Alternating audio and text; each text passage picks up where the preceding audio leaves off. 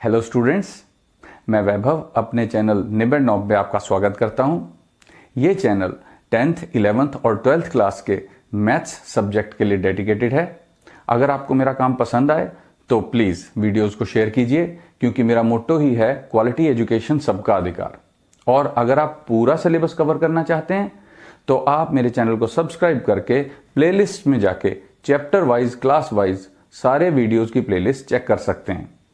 और अब तो आप निबेड़ नॉब को इंस्टाग्राम पे भी फॉलो कर सकते हैं। तो चलिए आज का लेक्चर शुरू करें। चैप्टर प्रोबेबिलिटी की एक्सरसाइज 13.3 बेस थ्योरम की ये हमने शुरू कर दी थी, और पहले दो क्वेश्चन, एक टोटल प्रोबेबिलिटी का और एक बेस थ्योरम का मैंने करा दिया था। तो पहला क्वेश्चन टोटल प्रोबेबिलिटी का था, लेकिन उसके बाद सारे क्वेश्चन बेस थ्योरम से ही रिलेटेड हैं। तो ये है क्वेश्चन नंबर 3। कहानी जरा लंबी लग रही है, कोई बात नहीं, समझ में आ जाएगी। जरा क्वेश्चन हम पढ़ते हैं साथ में। Of the students in a college it is known that 60% reside in hostel. अब देखो, इसको इतना समझ लो पहले कि एक कॉलेज में जितने भी स्टूडेंट हैं उनमें से 60% हॉस्टल में रहते हैं and 40% are day scholars.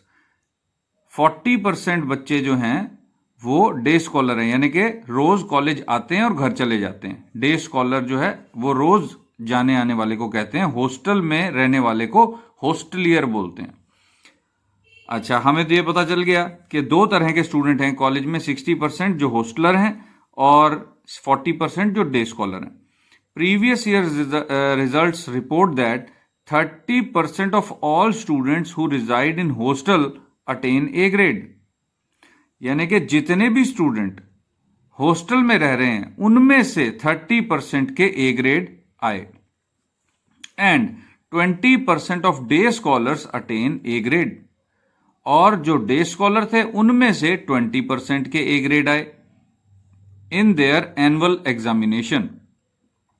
At the end of year one student is chosen at random from the college and he has an A grade. What is the probability that the student is hostler? अब देखो, बात को समझो। ये बिल्कुल उसी तरह से है कि एक बैग में इतनी बॉल्स, दूसरे बैग में इतनी बॉल्स। यहां पे बैग नहीं, दो टाइप के स्टूडेंट्स हैं और दोनों में ए ग्रेड वाले हैं। हॉस्टलर 30% और डे स्कॉलर 20%। और जिस तरह हमने कहा था कि दोनों में से एक बैग चुना, यानी कि दोनों टाइप के स्टूडेंट्स, यानी सारे स्टूडेंट्स में से एक स्टूडेंट चुना जो कि ए ग्रेड वाला था। फाउंड टू बी रेड, पिछला क्वेश्चन जो था क्वेश्चन नंबर 2, उसमें था कि जो बॉल का रंग हमें बता दिया गया था तो ए ग्रेड बता दिया गया। तो अब हमने पिछली प्रोबेबिलिटी निकालनी है कि what is the probability that student is hosteller. जो स्टूडेंट है वो हॉस्टल में रहता है, इस बात की प्रोबेबिलिटी निकालनी है। यानी कि जैसे हमसे पूछा था कि what is the probability that ball was drawn from bag 1। तो हम स्टार्ट करते हैं सॉल्यूशन। सॉल्यूशन में हमने सबसे पहले गिवन चीजें लिखनी है। गिवन क्या है?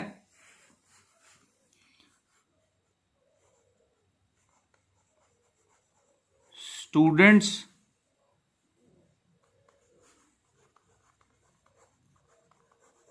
हॉस्टलियर कितने हैं? 60%। डे स्कॉलर्स कितने हैं? 40%। उसके बाद A grade. A grade hostellers का कितना आता है हमने ये भी लिखना है। A grade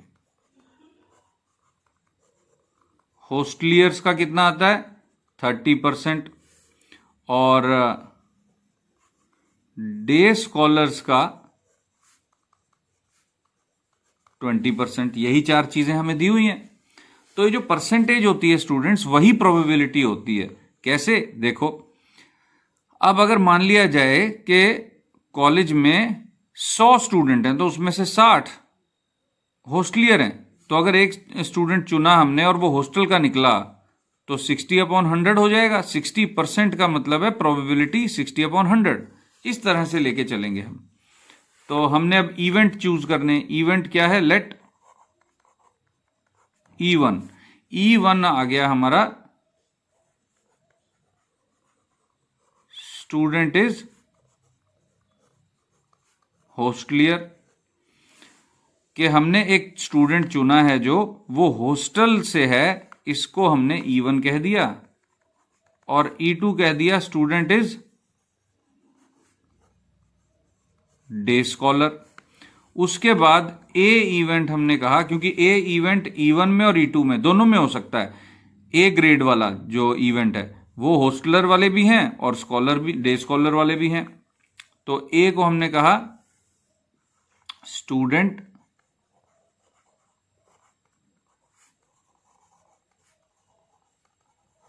attains A grade, student का ए ग्रेड है।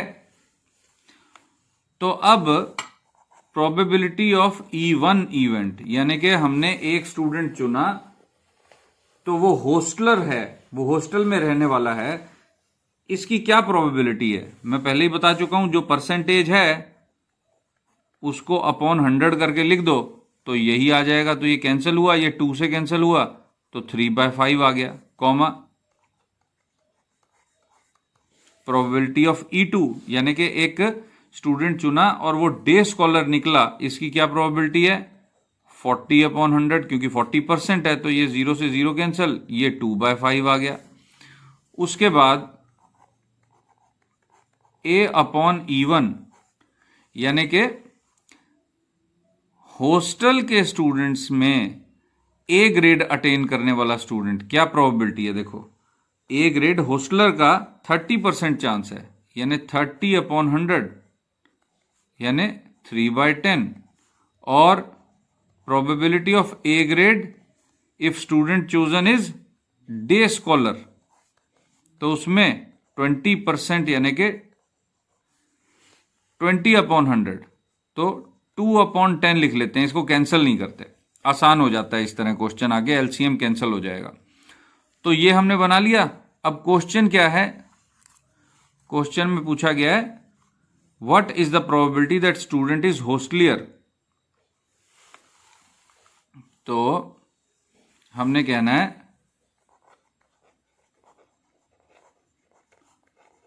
प्रोबेबिलिटी ऑफ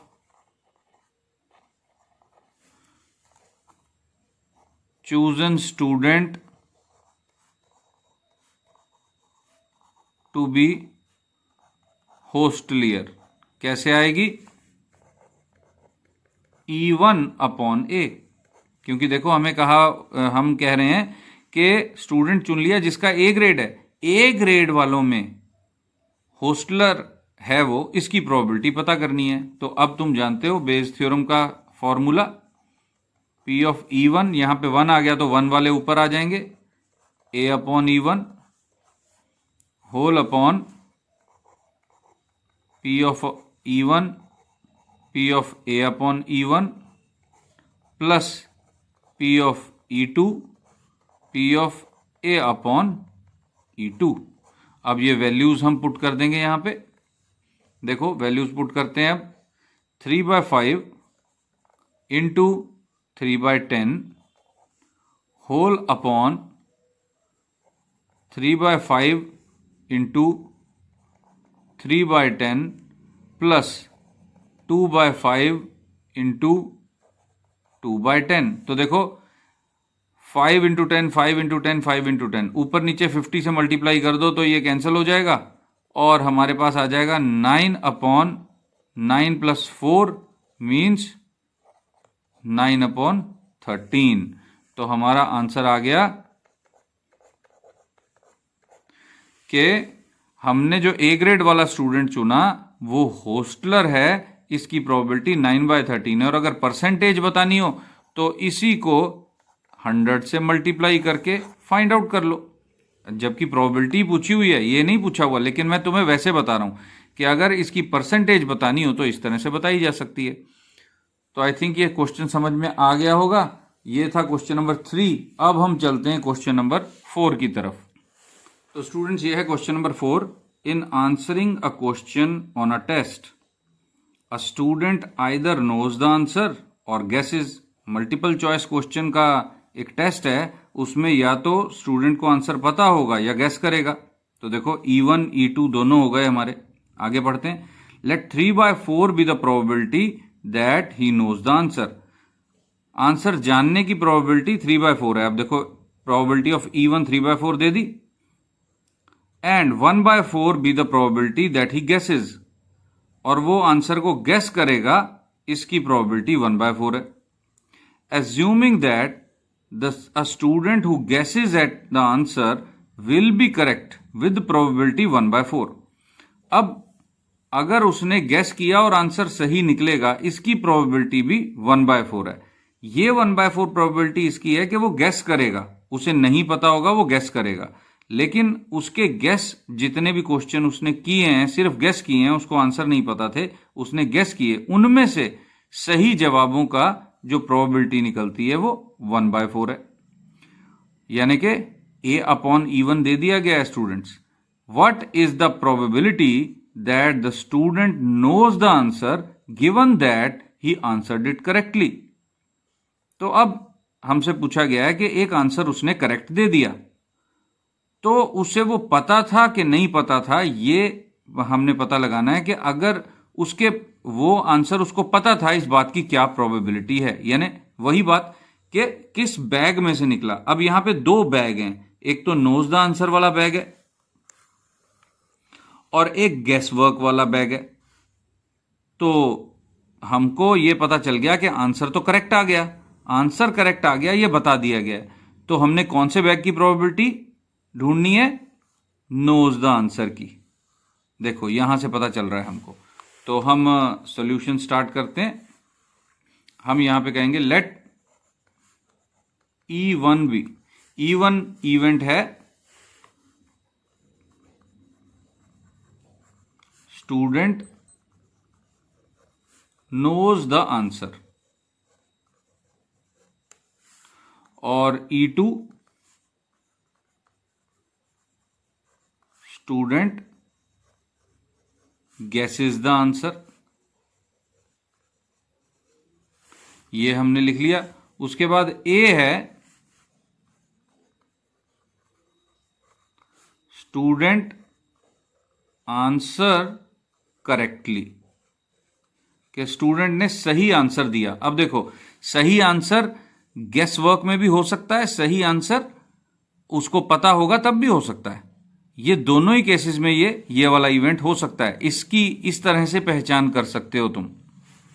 तो अब प्रोबेबिलिटी ऑफ E1 क्या है कि एक उस स्टूडेंट को पता है आंसर, इसकी प्रोबेबिलिटी देखो 3/4 हमें दी हुई है, तो हम P ऑफ E1 लिखेंगे 3/4। फिर प्रोबेबिलिटी ऑफ E2 वो दी हुई है 1/4। देखो ये वाली 1/4। 1/4 be the probability that he guesses.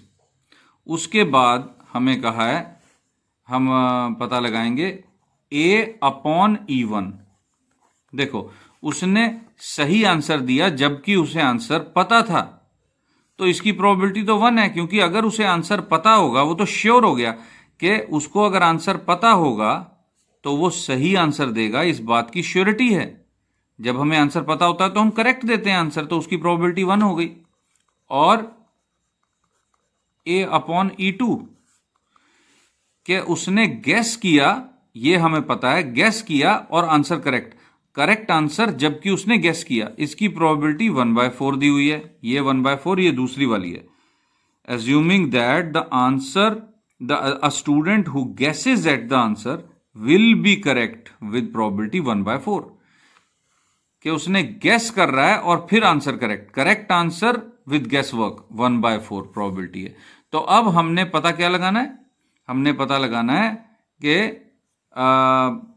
What is the probability that the student knows the answer given that answer it correctly. यानी कि हमने पता लगाना है E1/A, यानी कि उसको पता था, ही नोज द आंसर, जब उसने करेक्ट आंसर दिया। करेक्ट आंसर्स में से हमने प्रोबेबिलिटी निकालनी है कि उसको आंसर पता था। तो देखो बेस थ्योरम के हिसाब से अब फॉर्मूला तो तुम्हें पता ही है, A/E1 ऊपर और बाकी टोटल प्रोबेबिलिटी नीचे। E1 A/E1 plus E2 P of A upon E2। तो वैल्यूज पुट कर देते हैं इसमें, देखो वैल्यूज पुट करते हैं। P ऑफ E1 कितनी है 3/4 into P of A upon E1 कितना है 1 whole upon 3/4 into 1 plus 1/4 into 1/4। तो ये हो गया 3/4 अपॉन 3/4 प्लस 1/16। तो यहाँ पे डिनोमिनेटर में हमने क्या किया, 16 एलसीएम ले लिया।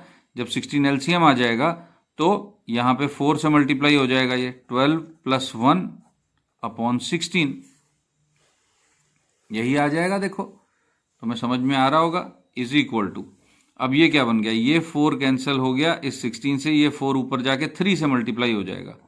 तो 12/12 प्लस 1 13 E1 अपॉन A। यानी करेक्ट आंसर्स में हमने प्रोबेबिलिटी निकाली कि उसे आंसर पता था। इस बात की क्या प्रोबेबिलिटी है 12/13। तो ये बहुत हाई प्रोबेबिलिटी है और ये आंसर हमारा आ गया। तो ये आई थिंक समझ में आ गया होगा तुमको। बस यहां पे स्टूडेंट प्रॉब्लम में आ जाते हैं कि 1 कैसे हो गया। देखो नोज द आंसर, जब हमें आंसर पता होता है तो हम उसे करेक्ट ही बोलते हैं, करेक्टली ही आंसर करेंगे ना। तो श्योरिटी है, श्योर इवेंट की प्रोबेबिलिटी 1 होती है। तो इस तरह से हमने आंसर कर लिया। वैसे अगर तुम्हें थोड़ी कंफ्यूजन हो तो इसे रिपीट करके भी देख सकते हो। और अब मैं चलता हूं देखो क्वेश्चन नंबर 7 की तरफ। क्वेश्चन नंबर 6 और क्वेश्चन नंबर 5 मुझे पता है कि नहीं आने वाले पेपर में, हमें पता है कि कौन से पेपर में आने हैं कौन से नहीं आने। तो मैं तुम्हें 7th क्वेश्चन कराता हूं जो कि पेपर में एक बार आ भी चुका है। तो ये है students question number 7। An insurance company insured 2000 scooter drivers, 4000 car drivers and 6000 truck drivers. The probability of an accident are 0.01, 0.03 and 0.15 respectively. देखो इसको समझने की कोशिश करो। रिस्पेक्टिवली कह के उन्होंने क्या कहा कि पहले स्कूटर फिर कार और फिर ट्रक की बात कर रहे हैं ना। तो स्कूटर ड्राइवर, कोई भी एक स्कूटर ड्राइवर होगा, उसके एक्सीडेंट हो जाने की प्रोबेबिलिटी है 0.01। फिर एक कार ड्राइवर है तो एक कार ड्राइवर की एक्सीडेंट हो जाने की प्रोबेबिलिटी है 0.03 और एक ट्रक ड्राइवर की एक्सीडेंट की प्रोबेबिलिटी है 0.15। अब देखो इसका क्या मतलब हो गया, इसका मतलब हो गया कि A upon E1, A upon E2, A upon E3। A क्या है, इवेंट, एक्सीडेंट का इवेंट, क्योंकि एक्सीडेंट इसमें भी हो सकता है, कार में भी हो सकता है, ट्रक में भी हो सकता है। फिर क्वेश्चन क्या है, what is the probability that, question है one of the insured person meets with an accident. एक, कोई भी इनमें से कोई भी एक ड्राइवर जो था उसका एक्सीडेंट हो गया, यानी कि ए इवेंट अकर हो गया। What is the probability that he is a scooter driver. हमने अब क्या करना है, हमने अब पिछला देखना है कि वो स्कूटर ड्राइवर था, यानी कि E1 अपॉन A निकालना है। देखो यहीं से हमें पता चल रहा है। तो हम सॉल्यूशन स्टार्ट करते हैं, क्वेश्चन लिखना शुरू करते हैं। Number of insured scooter drivers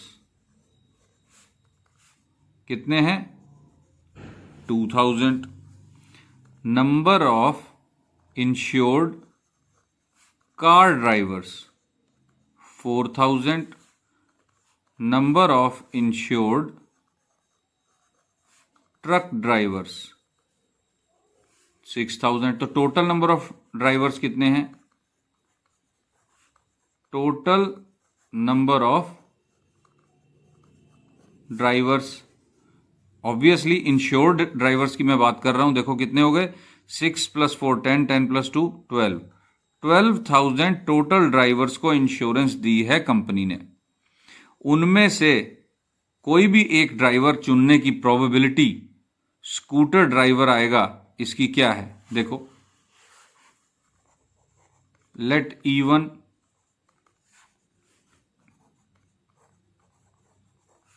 a scooter driver is selected। फिर हमने E2 इवेंट मान लिया, a car driver is selected, और E3 मान लिया, a truck driver is selected. E1, E2, E3 इसमें से निकालेंगे, और A, क्योंकि एक्सीडेंट तो किसी का भी हो सकता है इनमें से, a driver meets with an accident, driver का एक्सीडेंट हुआ। तो अब प्रोबेबिलिटी ऑफ E1 कितनी है? देखो, एक ड्राइवर इन 12,000 ड्राइवर्स में से चुना और वो स्कूटर ड्राइवर निकलेगा, इसकी क्या प्रोबेबिलिटी है? Obviously 2000 upon 12,000। तो ये कितना आ गया? 1/6। ये कैंसिल हो गए तीनों जीरोज, और 2/12 है। उसके बाद प्रोबेबिलिटी ऑफ E2, यानी हम एक ड्राइवर चुने तो वो कार ड्राइवर हो, इसकी क्या प्रोबेबिलिटी है?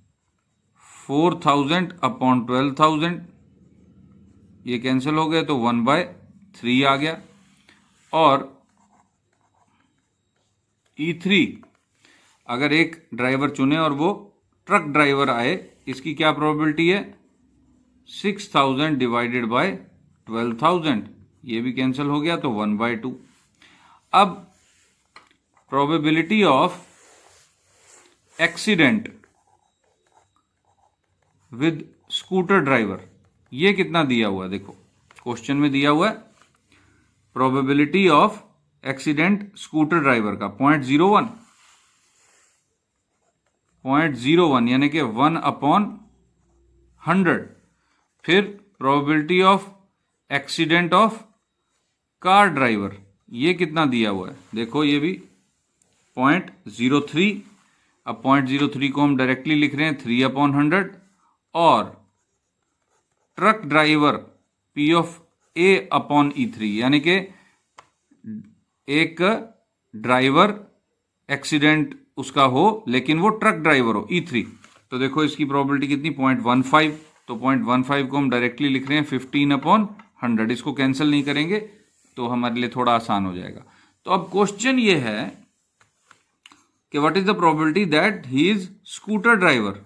स्कूटर ड्राइवर हमने किस नंबर पे रखा है? 1 पे। देखो, तो E1 अपॉन A हमने फाइंड आउट करना है। तो P of E1 upon A, तो इसकी फॉर्मूला इसका क्या है? 1 वाला ऊपर रख दो, बाकी नीचे रख दो। ये हमारी फेवरेबल प्रोबेबिलिटी हो गई, और टोटल प्रोबेबिलिटी नीचे E1 A upon E1 plus E2 A upon E2 plus E3 A upon E3। तो इसकी वैल्यूज पुट कर देते हैं और आंसर निकाल आएगा हमारा आराम से। देखो E1 क्या था? E1 था 1/6 इंटू 1/100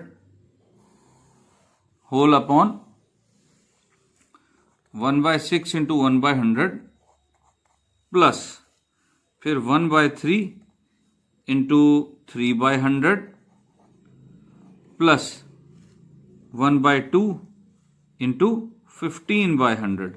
तो इसको इसी तरह सॉल्व करोगे स्टूडेंट्स, तो इसका आंसर आ जाएगा तुम्हारे पास 1/52। देखो सॉल्व तुमने खुद करना है।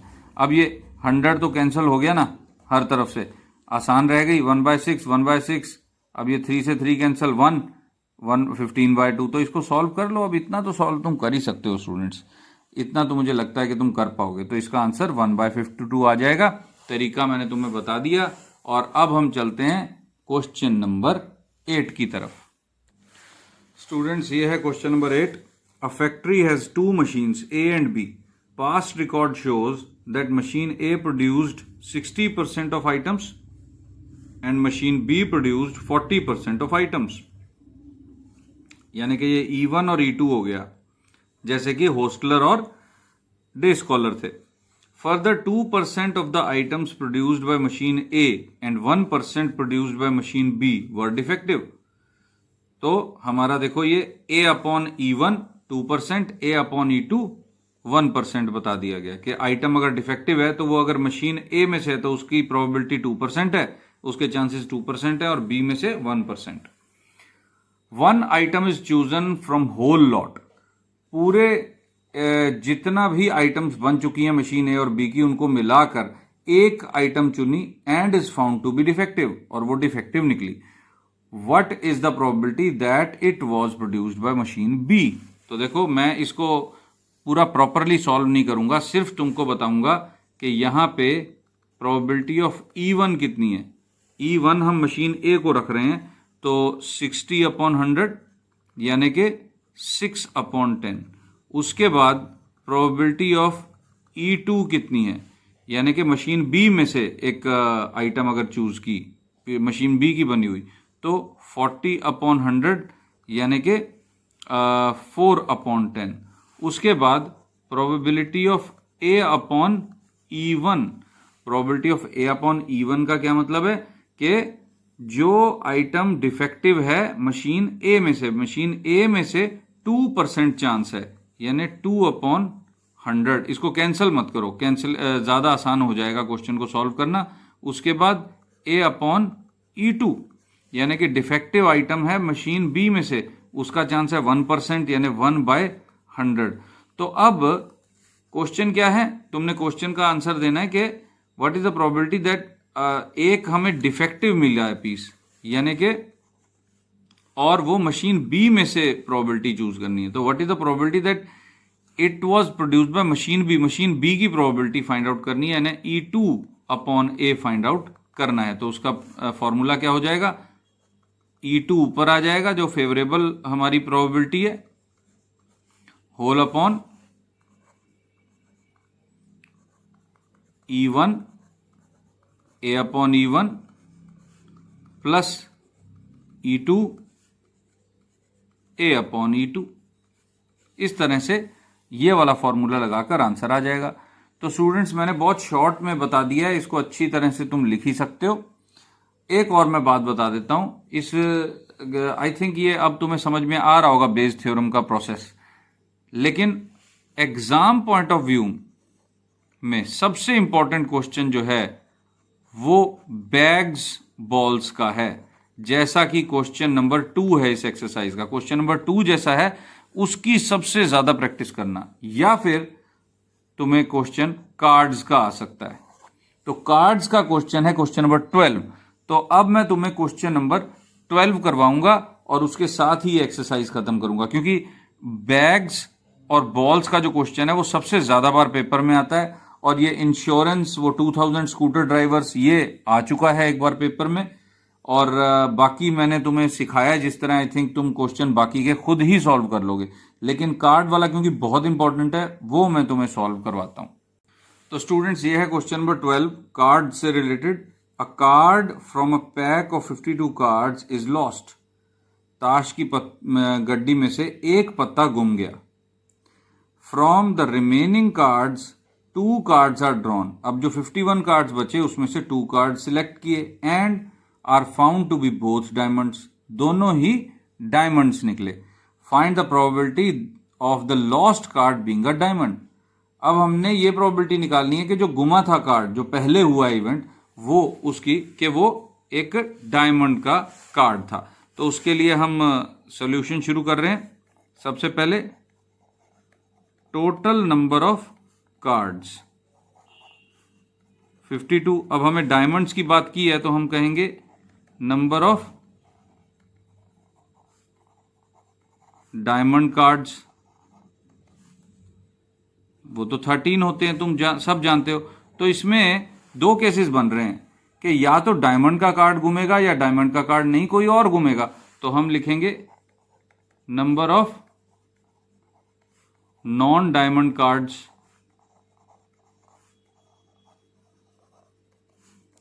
52 माइनस 13 39। तो अब हम अपने इवेंट्स डिसाइड करते हैं। इवेंट्स क्या होंगे?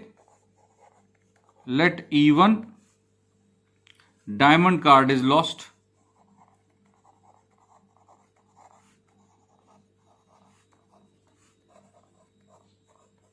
और E2 नॉन डायमंड कार्ड, जो कि डायमंड कार्ड नहीं है, डायमंड को छोड़कर उनमें से कोई एक पत्ता गुम गया, non diamond card is lost. और फिर हमारा ए इवेंट होगा कि हमने जो पत्ते चुने वो दोनों ही डायमंड आ गए,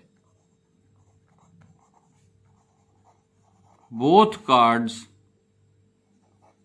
आर डायमंड। देखो ये सेटअप हो गया हमारे क्वेश्चन का। अब प्रोबेबिलिटी ऑफ E1 यानी कि डायमंड का कार्ड गुमा, इसकी क्या प्रोबेबिलिटी हो सकती है? ऑब्वियसली 13/52, 1/4। और नॉन डायमंड कार्ड गुमा, इसकी क्या प्रोबेबिलिटी हो गई? 39/52 यानी 3/4। उसके बाद प्रोबेबिलिटी ऑफ A/E1 यानी कि बोथ डायमंड निकले जबकि डायमंड का ही कार्ड गुमा, उसकी क्या प्रोबेबिलिटी हो गई? देखो दो कार्ड चूज करने हैं अब तुमने। जब एक कार्ड डायमंड का खो गया यानी 13 में से कितने रह गए? 12 रह गए। तो अब फेवरेबल आउटकम्स कितने हो गए? 12C2 डिवाइडेड बाय टोटल पत्ते कितने रह गए थे? 51। एक कार्ड तो गुम हो गया था। ये टोटल आउटकम्स हैं।